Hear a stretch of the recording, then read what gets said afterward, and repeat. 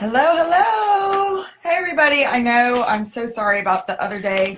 So I know 4 o'clock is probably not the best time for everybody, but I'm so sorry. I was sick the other night and I just wanted to go ahead and get this done so that those of you who are near the end of the term have what you need um, to do exams with your kiddos. And so I'm hopping on here. So this will be in the files so you can check it out later. And one of the things I was going to do on the live broadcast was give away a copy of the ebook I wrote, which is here, Gentle Exams, Assessment in a Charlotte Mason Education.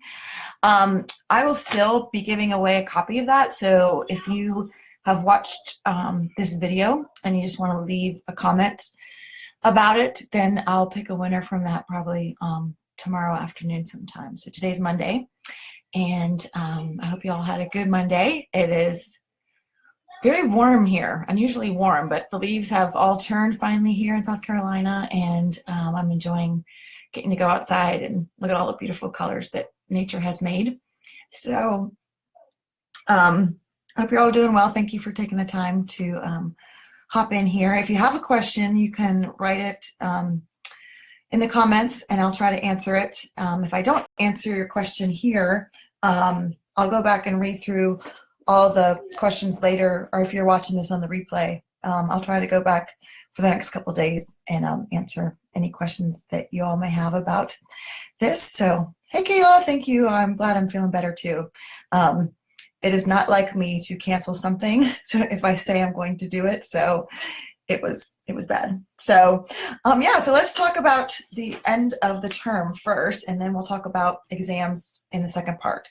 So I've shared my story before, but I thought I'd just kind of share a little bit here again. So my background is in public school education. And when I was a public school teacher from my church library, I happened upon For the Children's Sake by Susan Schaefer Macaulay. And I know a lot of you have read that, and that's kind of been your gateway into a Charlotte Mason education as well. And I remember reading that book and just being so touched, and I wanted to give my own children, who were very little at the time, that kind of education when the time came around for them to go to school. And but when I started homeschooling, I was really overwhelmed with all the choices out there and really didn't know. I mean, For the Children's Sake is an amazing book and it is so inspiring, but the practical side of it, I was really just kind of lost there. And I didn't really know where to go for help at that time. And so, hey, Katrina, welcome. It's good to see you. And so I went to the homeschool convention, and like you just feel like you're getting fire hosed with all this information. And I was walking around all the booths, and I found some that said they were Charlotte Mason inspired. And so they looked a lot like the textbooks that I had used as a public school teacher, and they were all kind of laid out in a very similar way that I was used to, so they felt very safe to me. But because they said they were Charlotte Mason inspired, I felt more comfortable with them. But those books included tests with them, and so I just gave my kids the tests. We would read those books, they would narrate, and then I would give them the tests, and that's just how I assumed that you did it. And it wasn't until several years into our homeschooling when through a variety of factors, I was completely burnt out, that I was like, okay, there's got to be more to this. There's got to be more to the Charlotte Mason education, where I'm not giving them what I see in For the Children's Sake, that kind of atmosphere and that kind of schooling. We're not doing it. And so there's got to be more. And so God led me to an amazing group, and I started reading through Charlotte Mason's volumes. And when I got to volume 3, which is school education, in the appendices, there are examples of Charlotte Mason exams that she gave her students. And I remember reading them thinking, this is not at all what I'm doing with my children. I'm giving them these tests just like I used to create when I taught public school. And I looked at the responses that her students gave, their sample answers in here as well. And I was just amazed at what a young child, like this one right here, the child's aged 6 3/4. and the amazing recount they give of the story of Naaman. And I was like, that's what I want my kids to be able to do. I don't want to just come up with questions and see if they know what I know. I want them to be able to tell things like this. And so that really got me thinking through how I was structuring my schooling, because if you want these kind of results at the end of the term, at the exam time, what do I need to be doing all term long in order to get my kids to this point? And so that just kind of led me on this whole path for Gentle Feast, as you all know. And but as I was doing it, I really wanted to incorporate this kind of assessment as well, because I really saw how these all tied together. Another thing that I didn't know was how Charlotte Mason had structured her school year. So the way that we were doing it was we would start at the beginning of August, and we would kind of just take days off, if somebody got sick, or if we had family in town, if there was some like fun thing I wanted to do, we would take a day off school then, and we would just keep going until Christmas break. And then we'd take like 2 weeks, 3 weeks off around Christmas. And then we'd keep going until we take a week off for Easter. And then we would just keep going until I got my 180 days in, which is usually at around the end of May. And then we called it a school year. And when I realized how Charlotte Mason had structured her year, I was like, oh, okay, that's not what I was doing. I'm going to try this where we have 3 12-week terms. And then in between each term, we will do exams and take a week off altogether, that 13th week. And I'll still, took off 2 weeks for Christmas and a week off for Easter. But when we did it that way, it was so refreshing. I never realized how tiring and exhausting it was year after year, just keep going, where the finish line isn't till May. And how exhausting that is. Now, we're not done. I mean, we're going to start school back up with term 2 next week. So there's still that May finish line, but there's these little finish lines in between. And it really feels invigorating and powerful to go, okay, we are done. We have finished this set of work, and just to pause, to reflect on what we've learned, to kind of regroup, and then plan and prepare for the next. Like, I love preparing at the beginning of school. I don't know about you all, but like in July and August, I'm like, woohoo, school's starting, and I get all excited. I love buying school supplies, right? But now I get to have that like super excited feeling like 3 times a year, because we're starting this fresh again. And that excitement kind of moves you to the next point. Now, I definitely wasn't feeling burnout at all or anything like that in term 1. But like last week, it was our last week, and I was like, yeah, I'm ready. I'm ready for a break. It's been, we've been going, we've been learning so much and doing so many wonderful things. But yeah, now I'm ready to pause and take this exam week. So I encourage you, if you haven't already, to kind of structure your year like that. Some people do exams in week 12, but I just find it easier to take that whole week 13, do exams, and then have time for just to explore and regroup, and just take that week kind of off for me, kind of like a teacher in service time as well, because I need it. And my kids, it was so funny. Last week I was like, okay, guys, this is the last week of term 1. And they're like, yay, that's awesome, we did it. And they were like so proud of themselves.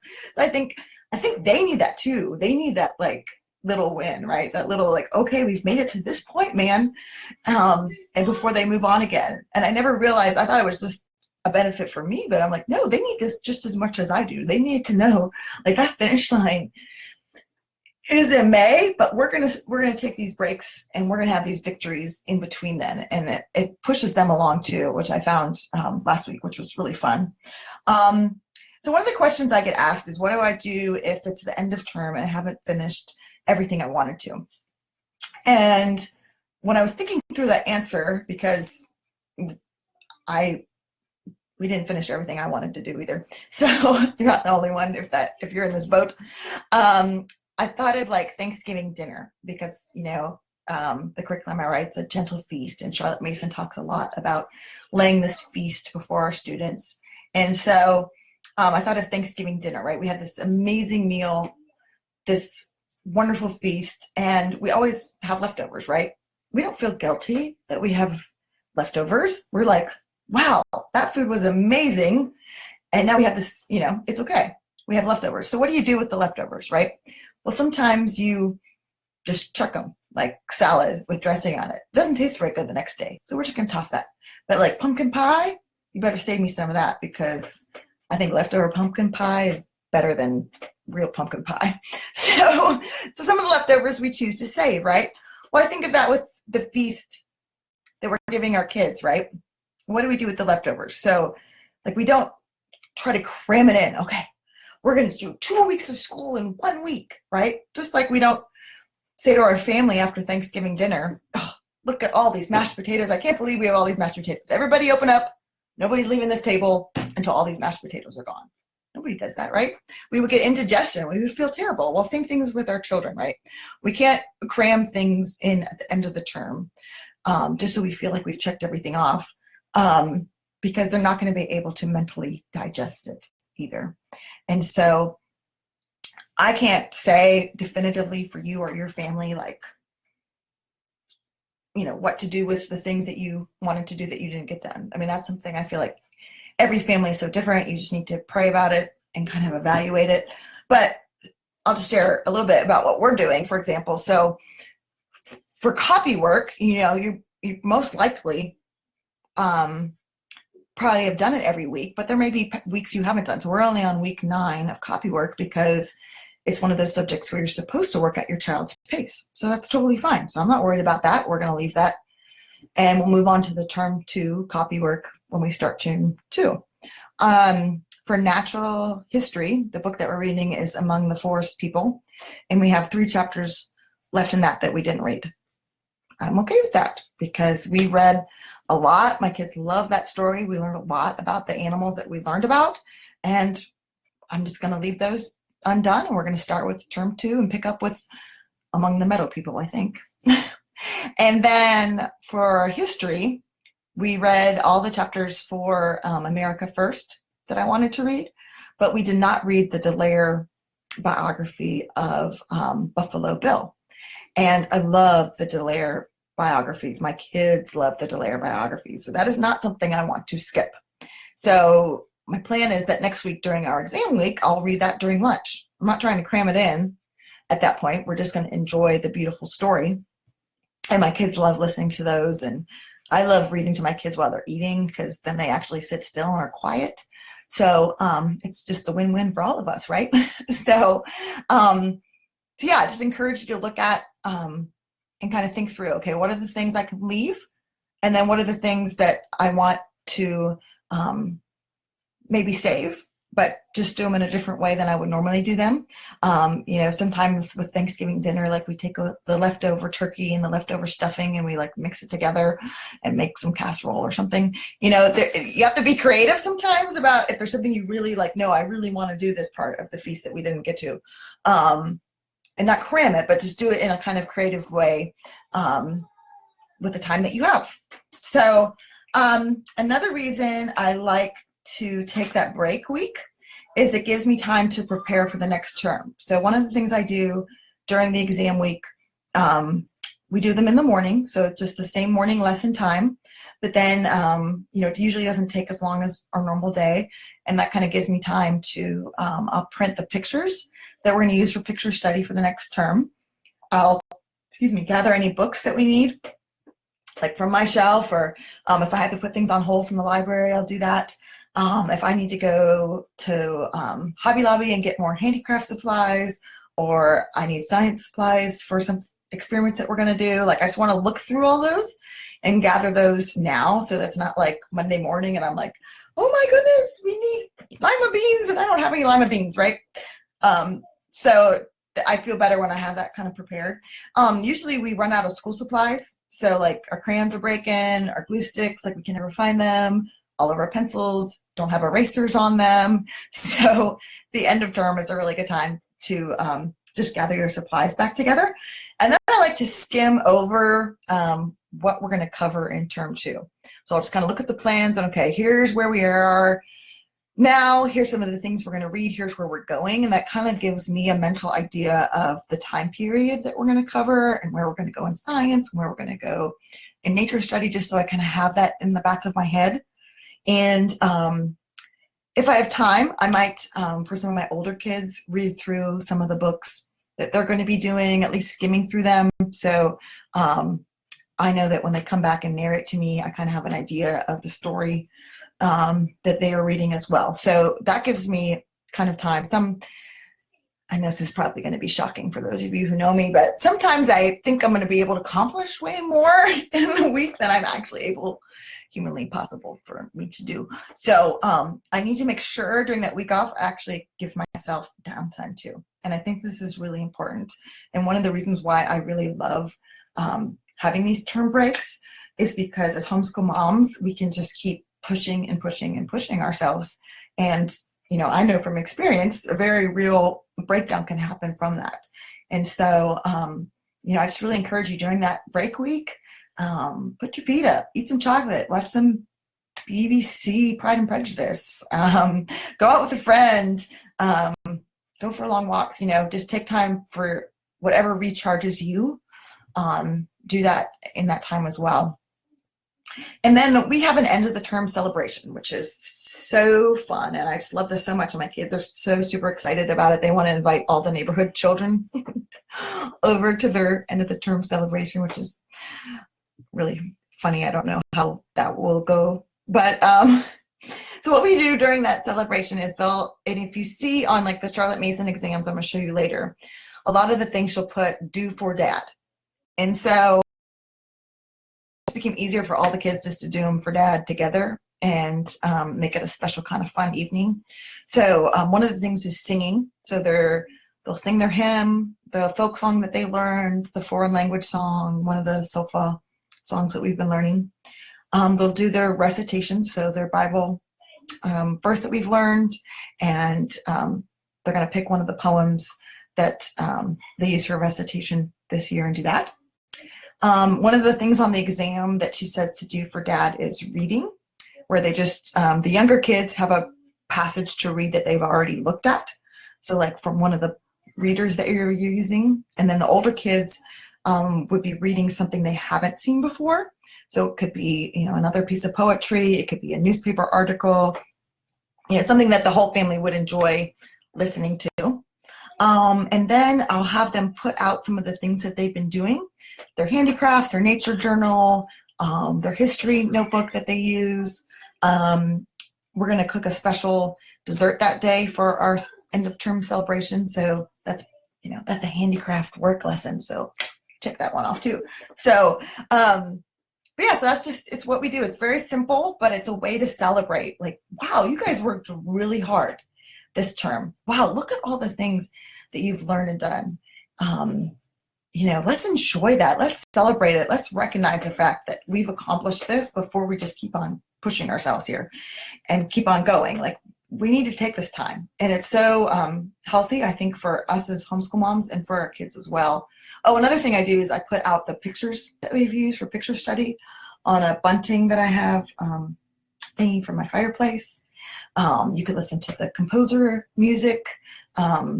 You know, they can help you decorate. I mean, you can really go fun with this. You know, if you want to give your kids a special little something, maybe some school supplies or a book that you think they'll like.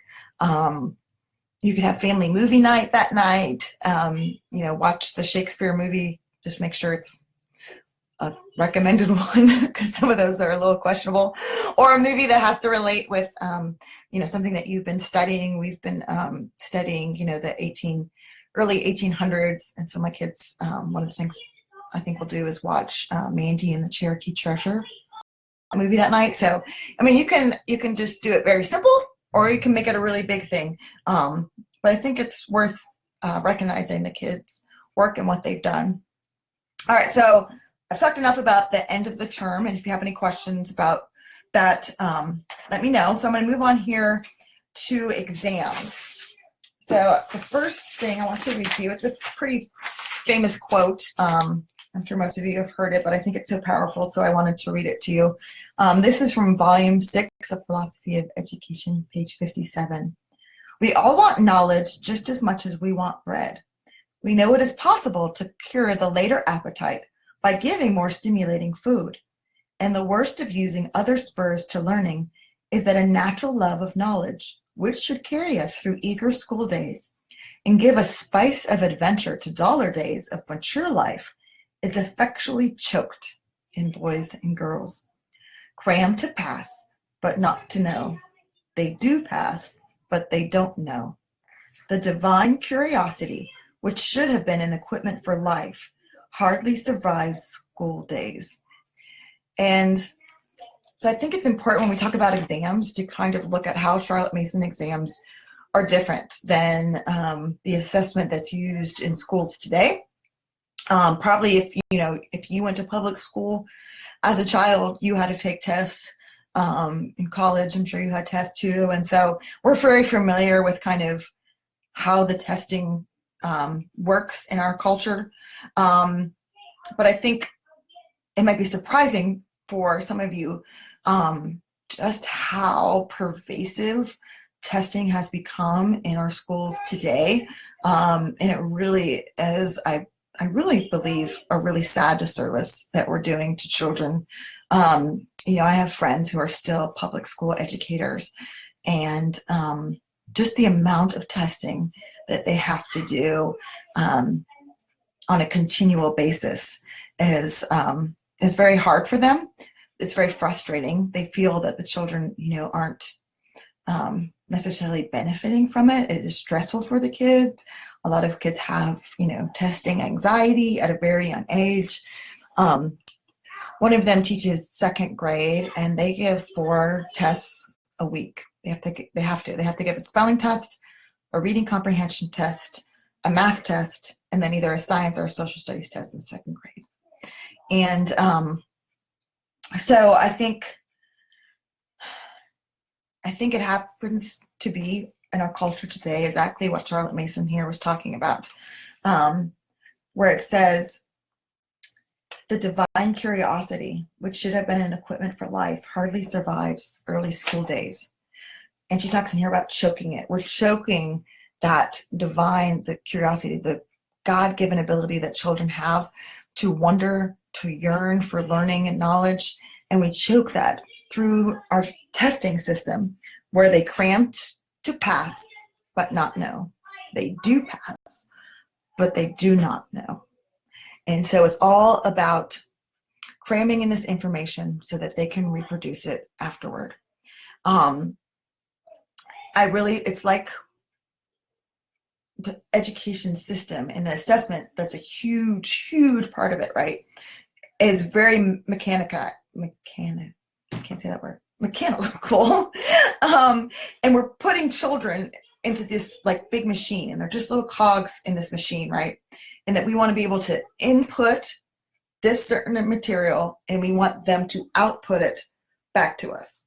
And so through our teaching, our job, we want to push all this information in, and then we give the kids a test, and they push all this information back at us, like we're regurgitated almost, which is really a nasty picture, but it's really what is happening. And so we say, okay, well, we're giving these tests to make sure that the kids really learned. But is it showing what they really know, or is it showing what the teacher thinks they should know? And so children become conditioned not to wonder, not to think through things for themselves, but they're conditioned to ask, what's the correct answer?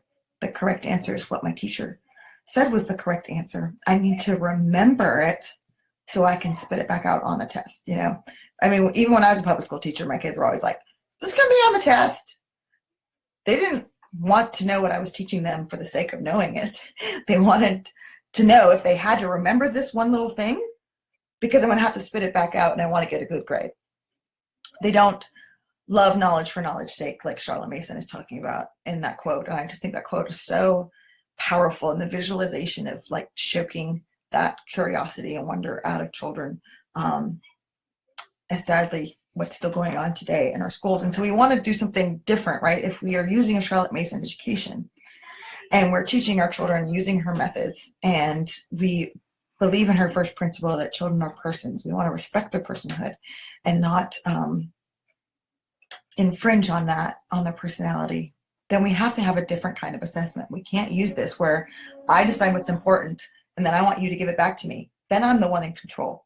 And they're not really even knowing it. They're remembering it for bits and pieces, but they don't actually know it. I don't know about you, but when I was in school, I was an amazing test taker. I could cram like nobody's business.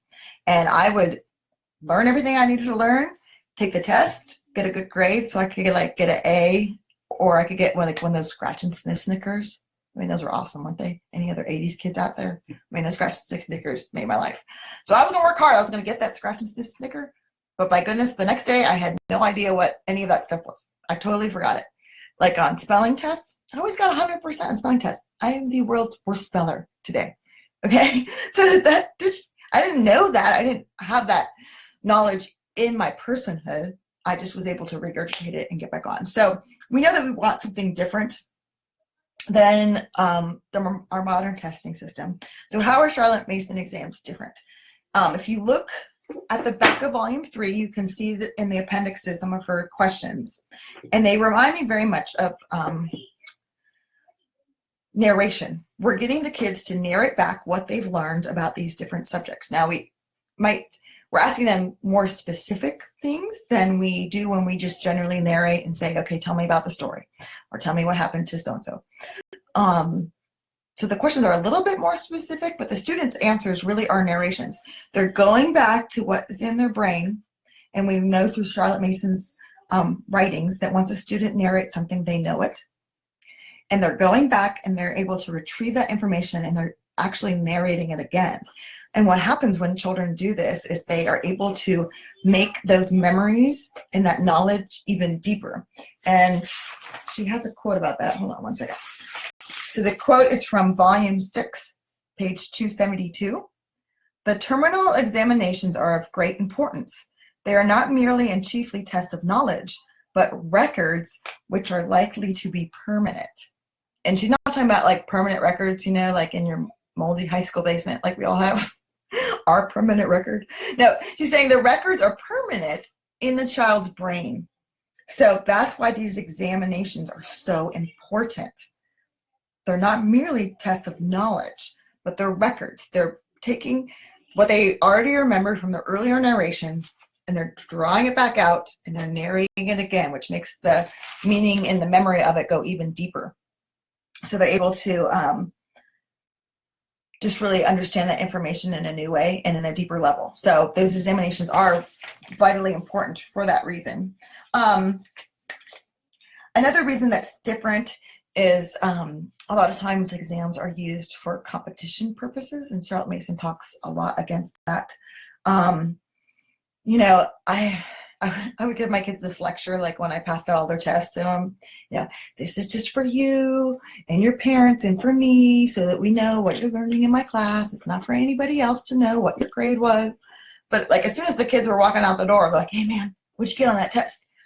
And they're either like hiding because they don't want to like tell their friends what they got on the test, or they're like, I got an A+, right? And they're bragging and they're growing in the things that we don't want them to grow in pride, right? So I got this quote from a Parents Review article called The Spirit of Competition, Should It Be Encouraged?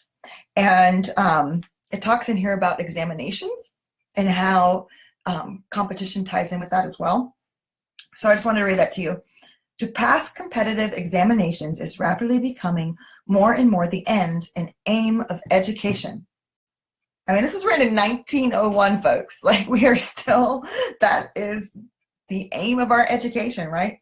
Pass this exam. There is hardly a forum in any of our great schools in which you will not find some boys for whom extra tuition is provided with some source of competitive examination. Okay, and then he goes on to say, the one faculty which examinations force is that of memory. And with regard to that, every teacher knows that the majority of children in board schools and schools where the government examinations exist would fail to pass in the work of a lower standard than that in which they have temporarily been coached. So he's talking about the students being coached for these exams, and they wouldn't be able to pass in a lower form if they weren't being coached. So what does that mean that they're being coached? And he says, this is an interesting word, coached. And we think here, you're thinking of like the stage coaches of the early 1900s, not like a football team coach, right? The picture presents the vehicle of knowledge drawn by the child from stage to stage. There's only one weakness in the simile. The horses are not changed at the end of each hour of toil and application. We change the coachman and the load instead, and give them a new master and a new subject, and drive on towards the next competition hill with fresh vigor to the whip. And you can totally see that, right? Like, these kids are being coached and pushed to pass these exams. The horses, the kids, aren't given a break. They're just pushed on to the next. They'll get a new coachman, a new teacher. They'll get a new load of subjects they have to learn, and they're going to whip them through. And it's so dangerous to the children. So that's what's different between the Charlotte Mason exams and the exams and the assessment that's commonly used in schools. So when do you give exams? So exams were given at the end of the term. She had her students, they were mailed out to the students in the PNEU, and then the parents would write the answers, or the kids would write the answers depending on the age, and they would mail them back to her. Charlotte Mason would actually look at them and comment on them, which is so amazing. But everyone's week's going to look different. I told you how I kind of do my week 13, but depending on the age of your kids and just your family dynamics, it might look different for you. If you have young children, you might want like babies and toddlers, and you really just want to focus on your school-age kids. It might be worth hiring a mother's helper to come play with the little ones in the backyard, or read them a story up in the room, so you can kind of have this one-on-one time with a school-age child.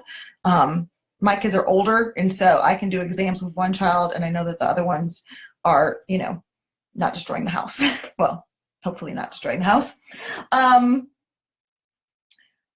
You're going to need to space it out if you have more than one Form 1 or beginning of Form 2 child, because they will tell their answers to you orally, and then you will need to transcribe them somehow. So I find it helpful if I am typing. I can type faster than I can write, but I also record it at the same time. So then if I miss something, I can go back and listen to their oral exam answers.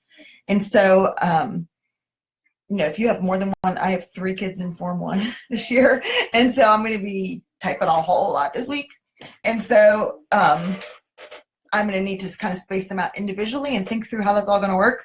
And then my high school kids, they can, do all of their own, write their own answers and whatnot. So depending on your family and how many kids you have and the ages of them, 2 to 3 mornings, maybe a little bit longer for some of the older kids. You should be able to cover that. And then that leaves downtime for you and for them. All right, so the big question is, how do I come up with questions for the exams? Okay, so these aren't, your typical tests. And so how do you even go about doing that, right? It can seem a little daunting, but it is really not. So I've had people ask me before why I didn't create exam questions for A Gentle Feast. Some other Charlotte Mason curriculums do that, and it might be something I do later on for the high school, because those questions are a little bit more in depth. But the early years, especially Form 1 and 2, the questions are very broad, and you just kind of can easily plug in the end of the question and change it for what you're doing, even if you're not using A Gentle Feast. You can use those questions for any kind of Charlotte Mason plan that you're using. But I also didn't want people to feel tied into them. So if you have an exam question, and maybe that wasn't something that you covered, or maybe that wasn't something that really spoke to your child, maybe they just didn't really even have a good information when you read that story about John Cabot exploring. And so to give them an exam question on something that really didn't sink in deep to them, I don't think is beneficial, because remember, we're trying to take what they know and we want them to show it to us again. We want to encourage them. We want that permanent memory to happen in their brain. And so that's why I just really encourage parents to write their own. I mean, you know what you covered, you know what stuck out to your children. If they struggled with a concept during the term, that might not be something you want to keep bringing up, right? And you want to go, okay, yeah, we struggle with that. Next term, we're going to do this a little different. And so that's why I didn't create exam questions. But what I did create was some prompts. So I went through, and you can do this on your own too. You can go through volume 3 in the appendix and look at some of the sample questions. I went through, if you go to the Charlotte Mason archives, and I'll put that link in the comments here, you can go and actually look at her different exams that she has. And so what I did was I looked at volume 3 and I looked through some of her sample exams that are in the archives, and I took the questions that I kept kind of seeing over and over again, and I created little question prompts that there's a very similar language that she uses in her questions. So for example, in the Gentle Exams ebook, I give a sample exam template. So here's form 1s. So for Bible, tell the story of. History, tell what you know about. They're very general questions here. Describe your favorite painting from. So I went through and I just pulled those kind of questions I kept seeing in her exams, and then I went through each subject and wrote kind of the beginning prompt for those. So you're welcome to look on your own, or you can look in here, or I'll put a document I created for you guys. I just want to bless y'all. So I made an editable Google Sheets that has the prompt questions by subject by form. So if you just duplicate that file, then you can go in and you can cut and paste the question and add your own ending onto it based on what your kids have studied. And I get some example questions in there as well. So really, it's not hard. You just take that document, you go through your day, and you think through about, what are some of the things you've covered. You may want to grab some of the books, that your kids have been using all term, and kind of look through those if you're not familiar with them, to give you an idea. I know for high school it gets a little bit more tricky, and so if you haven't read, Tale of Two Cities, it might be hard to come up with an exam question on Tale of Two Cities. But we live in an amazing age where you can Google essay prompts for Tale of Two Cities, and it will give you some kind of general ideas of some questions you might want to ask about that. So yeah, like I said, high school can be a little bit more tricky, but I do give you some prompts for that and to go through each subject. Now, there's some things that kids can do on their own, even at a young age, like drawing. Like draw your favorite scene from, pick something that you've been reading. So they can do that on their own while you're kind of working with another child as well.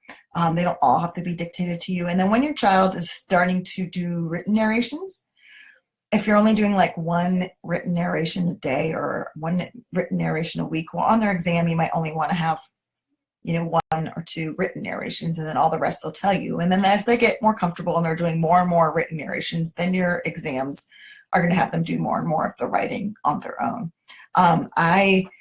For my high school kids, I put the questions in an editable Google Doc, and then I just email it to them, and they can type the answers right into that Google Doc. So there's many different ways to do it. You can video record, you can audio record, and go back and type later when you have free time.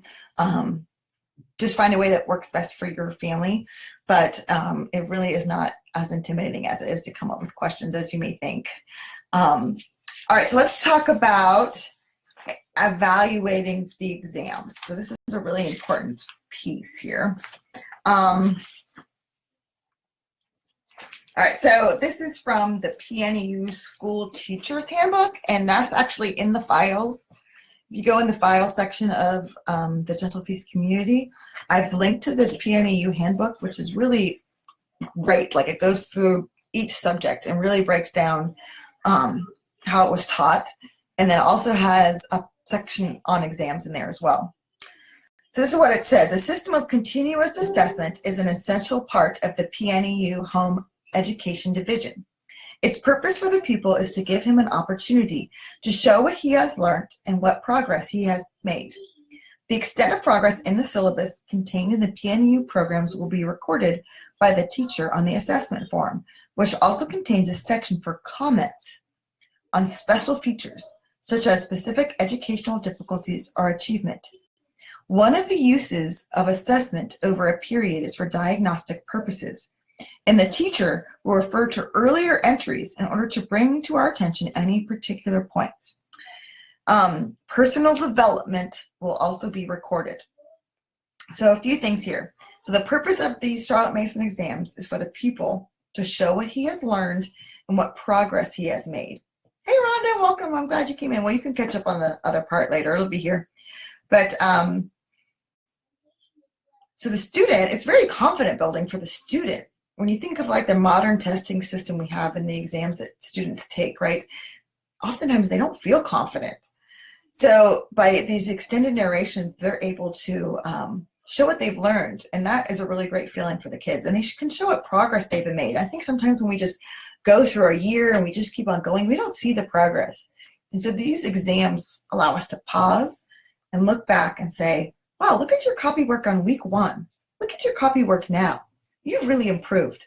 You know, think about your first narration that you gave. And now look at what you're able to do now. It's encouraging for the kids, and it's encouraging for us too. And then it also helps the teacher know. So when I gave my kids their first exams, let's just say, it was harsh for me to realize I wasn't doing some of the stuff I should have been doing.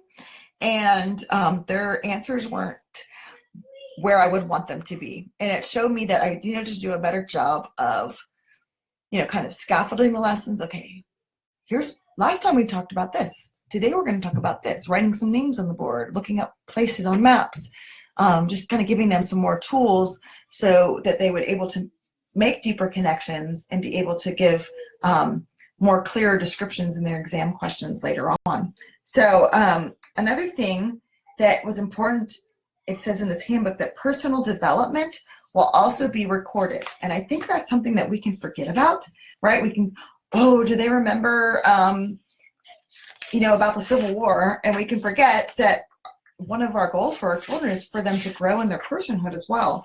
And so in the ebook, I have a student assessment form. So in addition to the exams, this would be something that you could fill out. So for example, what are your child's strengths? What have they shown this term that they are really strong in? And then what are some areas that they need to improve in? If there's areas where they're not remembering things, list those. What habits do you need to focus on?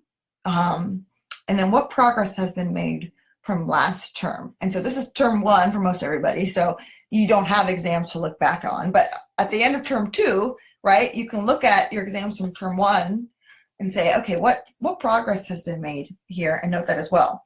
Another thing I've included in here, because in that PNEU Teacher's Handbook, it talked about teachers using the time to evaluate themselves. And I think this is so important.